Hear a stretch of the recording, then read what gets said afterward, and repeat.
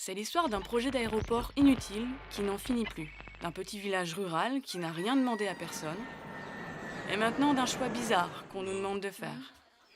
L'histoire commence à Nantes. Là, il y a un aéroport, un gros, qui dans 15 ans accueillera 6 millions de passagers par an, avec des tas d'avions de plus en plus gros eux aussi. C'est pratique, mais il paraît qu'il est saturé. Enfin, il paraît. Admettons. Au pire, on pourrait l'agrandir. Ça coûte 250 millions d'euros maximum, mais c'est le gestionnaire privé de l'aéroport qui paye et pas le contribuable. Tout est là. On a vérifié, c'est faisable. Ou alors, ou alors on pourrait construire un autre aéroport à partir de rien. On irait le mettre plus loin, enfin un peu. À 30 km au nord de Nantes, à Notre-Dame-des-Landes. Là, il y a des terres agricoles cultivées depuis des générations, avec des gens donc, qui bossent, à qui on demande de partir. Si, on leur a demandé. Comme un bon exemple de démocratie participative. Bon, mais il n'y a pas que des gens. 98% de la surface prévue est classée zone humide. C'est un peu utile, les zones humides.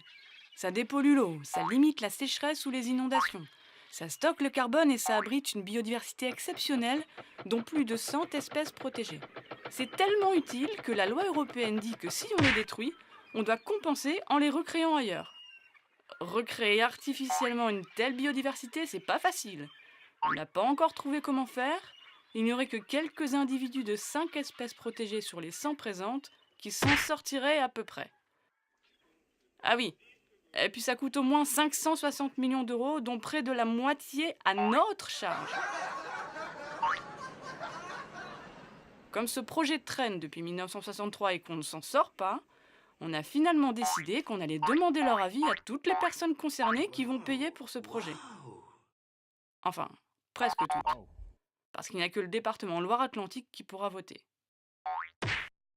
Pour résumer, on a le choix entre agrandir un aéroport existant ou en construire un nouveau qui coûte plus cher, surtout pour nous, sur des zones humides et des terres agricoles, en balayant par la même occasion tous les engagements d'exemplarité écologique signés récemment.